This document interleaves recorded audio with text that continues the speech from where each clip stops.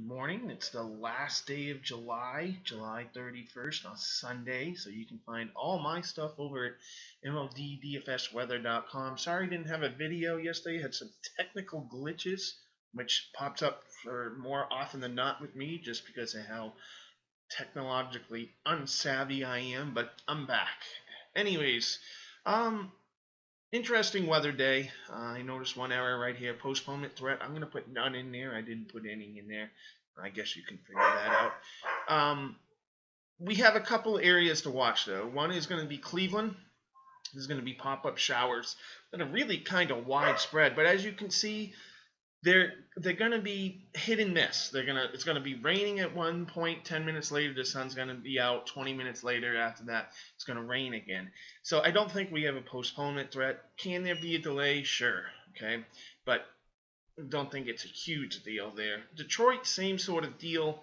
Maybe a little bit less coverage than in Cleveland. Raining 1 minute, sunny the next. Delay threat, sure. Postponement threat, not really. That's the trouble game, it looks like to me. Let me call up a recent radar and see what's going on in the area right now up to the minute. And then we can see what the models are expecting to happen as well. Right now, there is some rain in the area.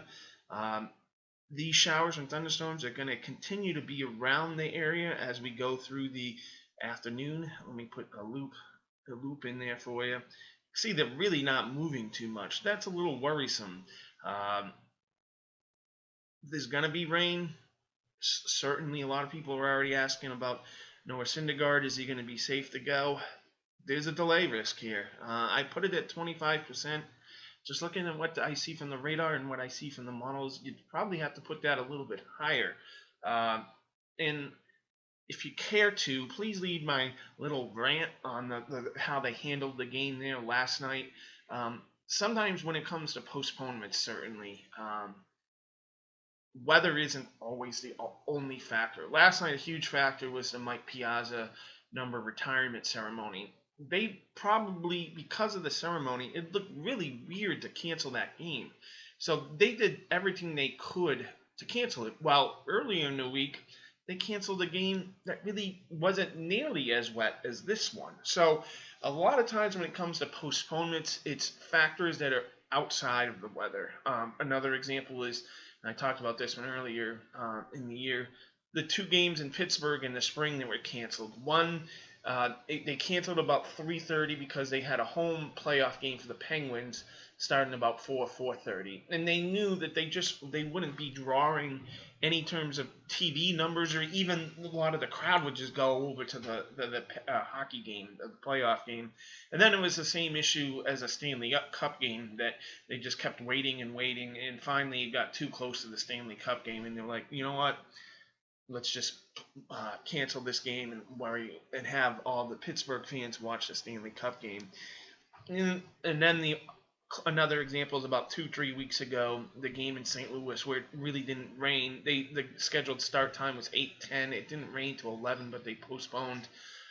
They're very concerned about severe weather. They have got caught there a few years ago with fans in the stands for severe weather, and that's an issue there. So the example here is sometimes when it comes to postponements, there's other factors besides the weather. Now, today in New York, I don't think there's any factors like that, but I still don't think it's a postponement, though that risk, just looking at that radar again, is a little bit higher. Unless this stuff really moves out of here, and then there's still stuff trailing coming right through there, this game may have to be updated to a little bit more pessimistic view on whether they're going to play or not.